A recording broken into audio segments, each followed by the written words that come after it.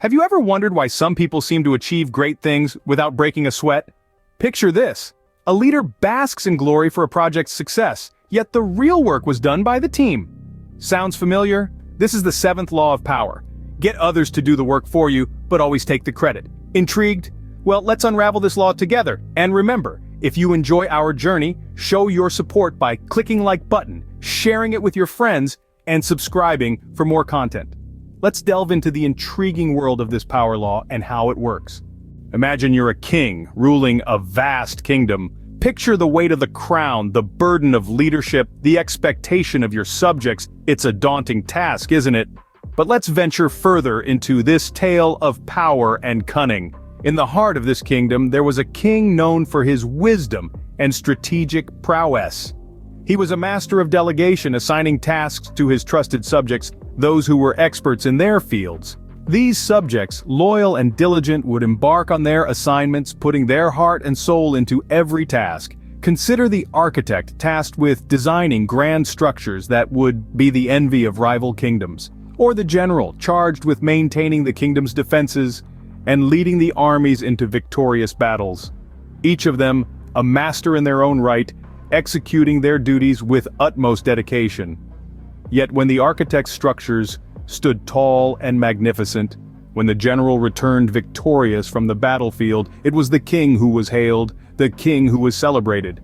The architect and the general were merely shadows in the king's glory, their names forgotten in the annals of the kingdom's history. Why, you may wonder, did the king take all the credit? Was it fair? Was it just? The king believed it was. He saw himself as the orchestrator, the puppet master pulling the strings. His subjects were the instruments, playing the symphony he had composed. Their individual brilliance, their hard work, their dedication, all contributed to the king's grand vision. And so, he was the one to receive the applause when the curtain fell. This might seem harsh, even ruthless, but remember, we're discussing power, not fairness. The king was not just a ruler, he was a strategist, a tactician. He understood that the glory of the kingdom was his glory. The success of his subjects, his success. The king, my friends, truly knew the seventh law of power. Now that you've heard the tale, let's dissect it. Our story revolves around a king who masterfully executes the seventh law of power. Get others to do the work for you, but always take the credit. This king isn't merely a ruler, but a strategist, employing others to accomplish his tasks while ensuring that the applause and accolades are directed towards him.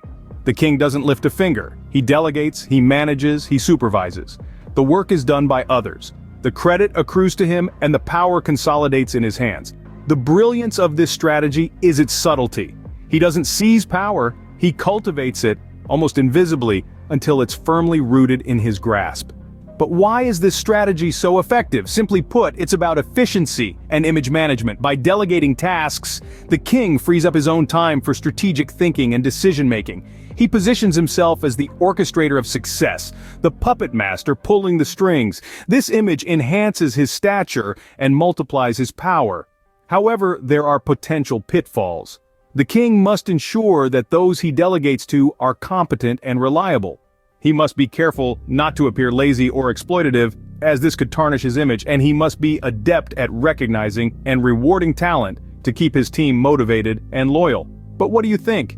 Is there a moral dimension to this law? Should the king share credit with those who actually carry out the tasks? Or is the consolidation of power and the orchestration of success enough to justify the king's strategy? These are complex questions, and there are no easy answers. But it's through such debates that we deepen our understanding of power and how it operates, so don't hold back. Share your thoughts, your insights, your disagreements. Remember to share your thoughts in the comments section, and if you're enjoying the video, please hit the like button and subscribe for more. You might be wondering, how does this ancient law apply to me today? Well, let's step into the world of modern times. Picture this, a corporate leader, let's call him Mr. X.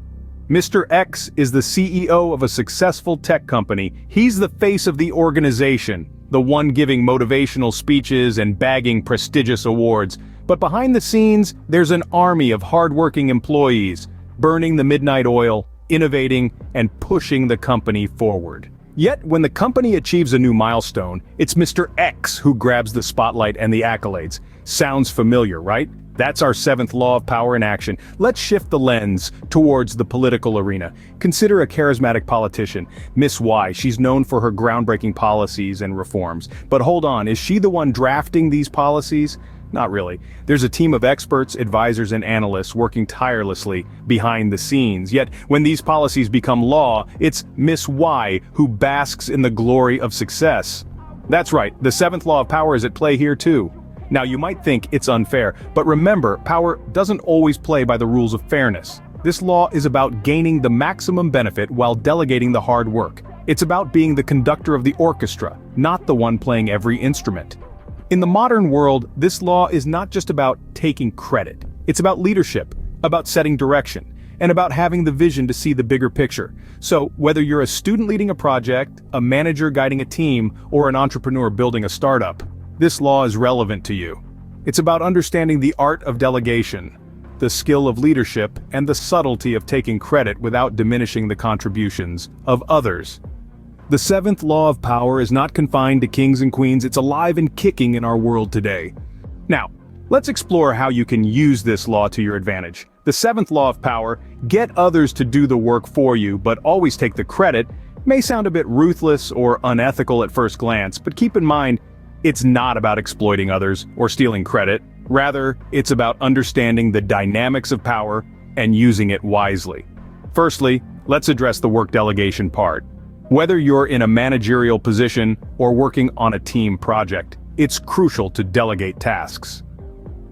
Delegation not only helps distribute the workload, but also allows you to focus on more critical strategic aspects.